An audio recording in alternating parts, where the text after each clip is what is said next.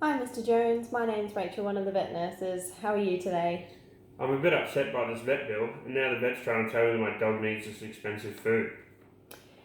Yeah, look, unfortunately, as you know, Bruce was hospitalised with us here today for a bout of pancreatitis.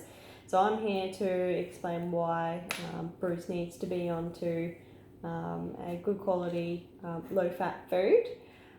So, as you may know, the pancreas is a vital organ in your gastrointestinal tract that is vital for producing enzymes into the digestive tract to break down food, as well as producing hormones like insulin, which help to regulate your glucose or your blood sugar. So, when that pancreas becomes inflamed, it's called pancreatitis. So, what could have caused it? Could Bruce be prone to getting it again?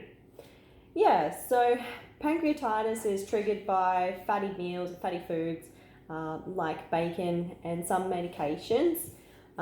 Since Bruce has had one episode or one bout, he will be predisposed or prone to getting more in the future unless he's on a low fat food. So, what is so good about this food? So the diet that I'd like to get Bruce onto would be the Hills ID Canine Low Fat for digestive care. So it's in a yummy stew. So this food is highly digestible, low in fat, high in fibre, full of antioxidants, B vitamins, with added electrolytes and ginger. So, what does all that mean? So it's highly digestible, so easily digestible. It's highly palatable, which means it's yummy. So that means the gastrointestinal tract doesn't have to work hard to extract the nutrients from the food.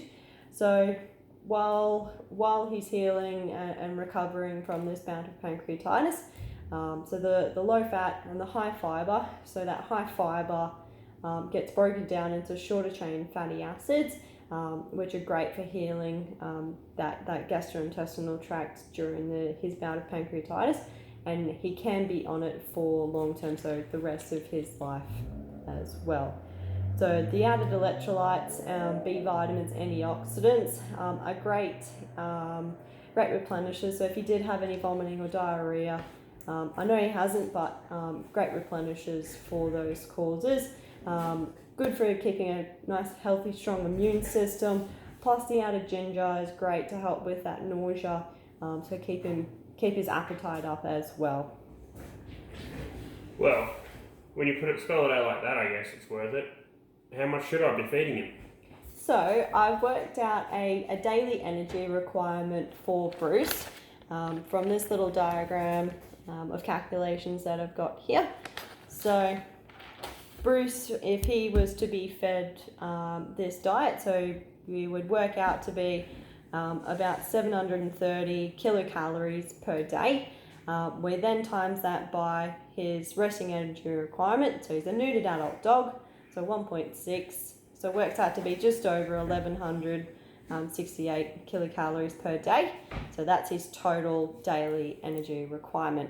Now, the metabolizable energy per tin is 127 kilocalories. So we divide his daily energy requirement by the amount of tins, and we get the number of tins he'll need to be fed per day, which is 9.2. So, how often do you feed Bruce? I only feed him in the morning and at night. Cool. So that's usually pretty stock standard. So we just go 9.2 tins divided by 2. So you need to be feeding him 4.6 tins in the morning, 4.6 tins at night. So that works out to be about 716 grams if you wanted to be super accurate. Each feed as well. Now, with this food, we need to transition Bruce over to it gradually. We don't want to upset that gastrointestinal tract any more than it is. So what we'll need to do is slowly transition him over the course of 7 to 10 days if we're able to push out possibly 2 weeks. That way we can slowly introduce this new food and not cause any upsets in his belly. Okay, well, in case I need to bring him back, what do I need to look for? I only barely noticed this time. So signs or symptoms of the pancreatitis, so nausea, any lethargy, so vomiting, diarrhea, if there's any blood in the diarrhea especially as well, any inappetence, so if he doesn't, especially if he really doesn't want to eat,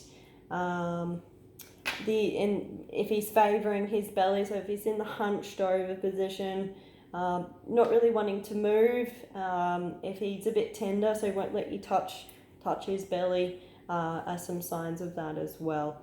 So with the transitioning period, so as I said, need to do it over 14 days, but if we can very slowly introduce this new food, so if we go a small portion, say 10% to start off with, and at the end of that 2 weeks, we're completely onto that new food as well.